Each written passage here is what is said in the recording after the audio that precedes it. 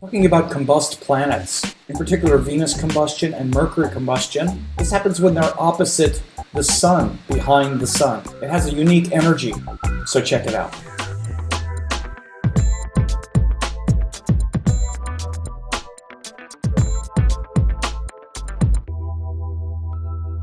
Okay, so I'm making this recording about the current astrology at the moment.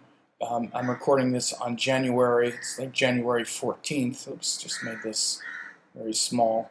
And I'm mainly talking about this combust Venus. You see there's a combustion, and I'm using this astronomy app to show.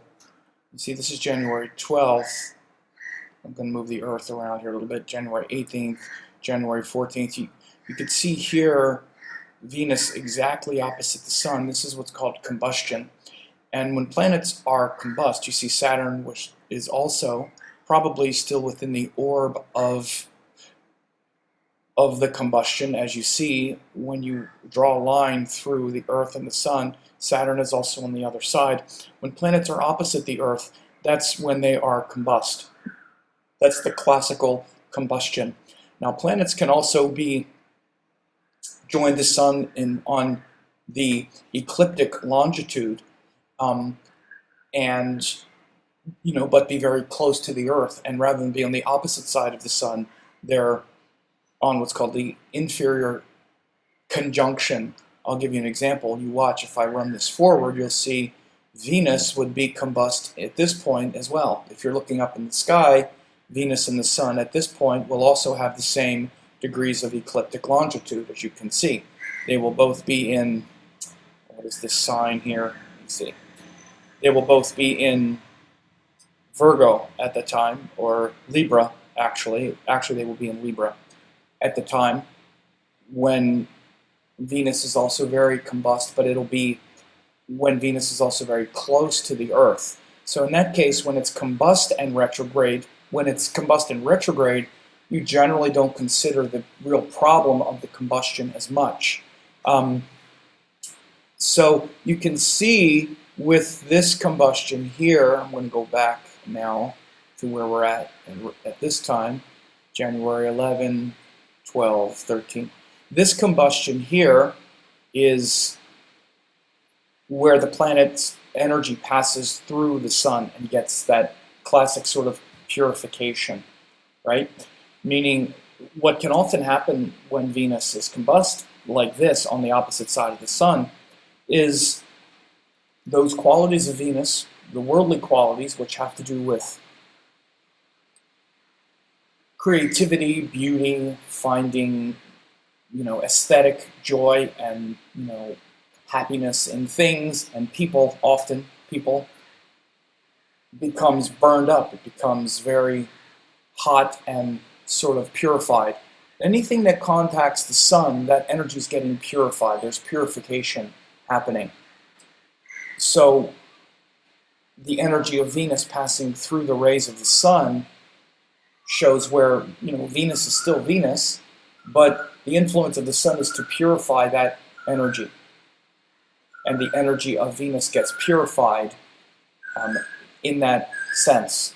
So you could look at it like there's this intense kind of like sort of boiling, like you can take, let's say like the energy of Venus might be something like flowers, like you could take flowers. And what they do with flowers when they make something like, like fragrances or perfume or something is they grind it down and they really condense it into something that's very sort of potent. It's sort of that, but it's actually more like than maybe taking that and sort of boiling it so that you just get the essence of that thing, but it's being focused with the energy of the Sun behind it or in front of it. So before it reaches the Earth, it's getting burned, it's getting purified. So the way you might understand this is that it becomes quite a powerful force at that time, meaning it's quite prominent. We're all very aware of the Venus principle and how much we're appreciated, how much we're willing to accommodate and compromise which is the skill of Venus. And we have a touchiness, a sensitivity to it where we're kind of not wanting to do it as much. There's like I call it like a sort of cosmic sunburn, as you can see. Like when there's a sunburn, there's like a sensitivity to something. It's like a touchiness. It's like, oh, we're very touchy now around how much we're being appreciated, how much we're being respected, and consequently how much we respect others. Because one of the things that can happen is that with a combust planet, like when it's combust in our natal chart, hang on a second. When it's combust in our natal chart, we tend to misuse that energy. So in the case of Venus, we might see where because you're not feeling appreciated and respected, you disrespect someone else. You get like frustrated with them, and then you are the one who is disrespectful. And because you're not feeling appreciated, you don't appreciate someone else. And this kind of leads to a sort of like cycle, often like a cycle of embarrassment. Like one of the things I've noticed with this kind of combustion especially is we embarrass ourselves. When someone has us, especially in the natal chart, they can, again, embarrass themselves. Embarrass is related to the sun, the heat, because when you're embarrassed, you feel self-conscious, but it's a kind of negative shadow self, a negative shadow self-consciousness. And there's a lot of heat in embarrassed. You turn red, and you may feel embarrassed and then get upset. Like, for example, Venus is the planet of sexuality. And, for a woman, they very much bond around Venus because it's a feminine planet. And a woman might feel as though she tries to do things, maybe it's not overtly sexual, but make herself look nice, do kinds of things to please, and then when it's not respected or appreciated, get angry and feel like instead of being respected for it, she feels disrespected, and then she feels embarrassed or stupid for even doing it because it's not appreciated. As an example, planets are combust quite a lot. You see Mercury combust when it gets on the opposite side of the sun, and you'll see Mercury is about to be combust in like the middle of February. Mercury will be combust at this point because he's opposite the sun. Planets become combust every year. Mars was combust a while ago. You see that over the summer. Mars was deeply combust. We dealt with his combustion for quite a while. You see, opposite the sun. Jupiter was also very combust in the fall. This is when we had a lot of, some of those, we had some of these protests and stuff. This is when we had a lot of that, the sex scandals and things like that also coming out when Jupiter went into Libra, and then Jupiter became combust. Saturn was also just very combust. We see Venus combust. Now again, when we get the combust in retrograde, like we have here, and like we're going to have with Mercury, we're going to have this with Mercury combust in retrograde. This will be in August, but we're also going to have it in February, I believe, in Pisces, or no, March or April, like right here, April. You see Mercury will be combust in retrograde, meaning he's still in the same degree of ecliptic longitude as the sun, but he's close to the Earth. So I tend to not put as much importance on the frustrated, angry, dysfunctional part of the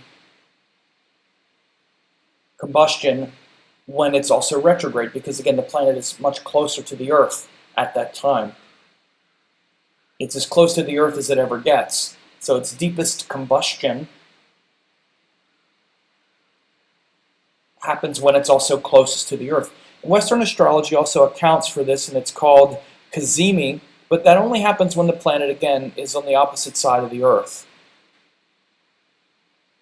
And it's, the other thing is that it's moving very fast at this time.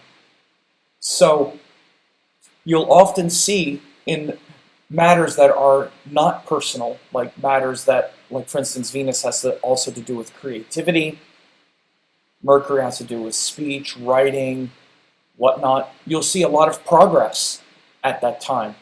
So you might be experiencing during this Venus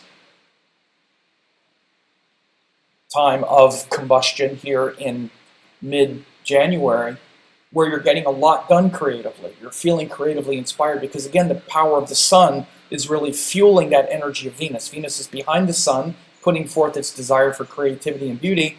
The sun is not just purifying, it's purifying its personal expression, which is usually what needs to get purified. Because we have these ideas that people are going to make us happy and we see they're not.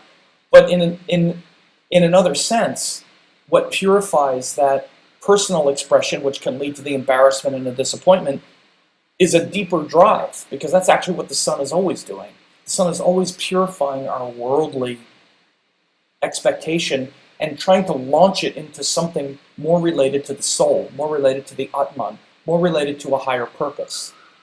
So you'll see Venus combustion if someone has it in the chart, and I mean the real combustion when it's opposite the sun, not when it's combust in retrograde, but the person will be very creative and be very driven to create because its energy is passing through the power of the sun.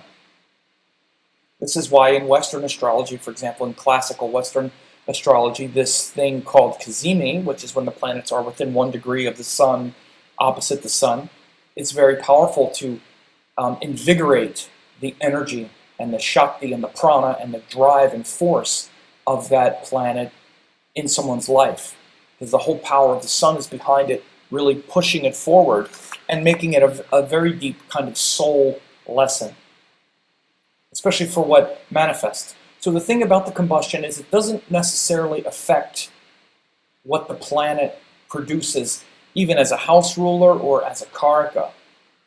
It just creates, or in fact, it can even launch it and make it more activated to manifest.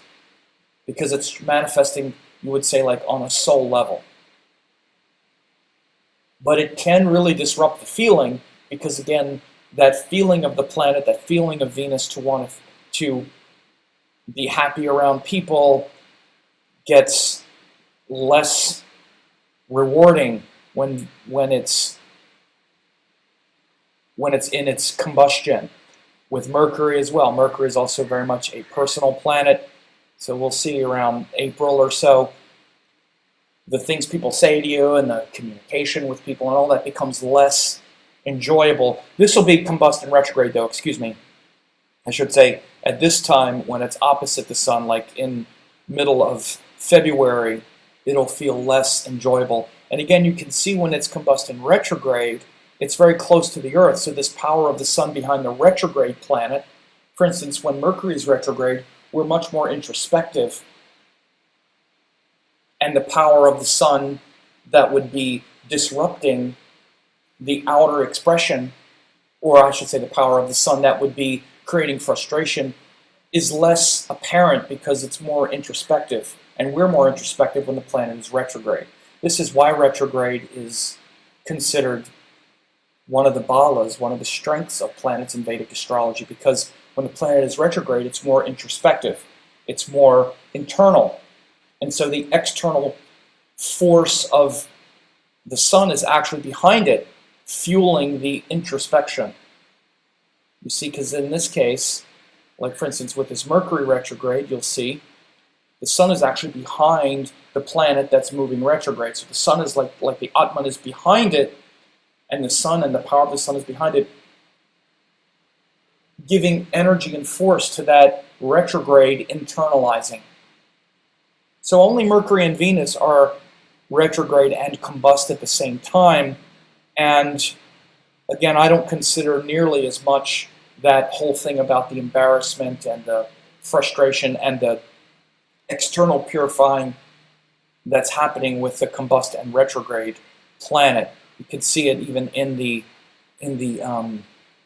astronomy, because the retrograde planets are also deeply internalizing forces, and the real benefit and power of the retrograde planet is its power to bring us inside, and the power of reflection, meditation, to slow down, to internalize, and with the sun behind it, it actually really even adds a lot of force to that internal reflective process. But retrograde planets have their own kind of disruption, which I'm not going to talk about so much here because it's a whole other thing. I did a whole course on that, but I wanted to make this about the current Venus Venus combustion here in early January, or I'm sorry, mid-January 2018, and hope this was helpful.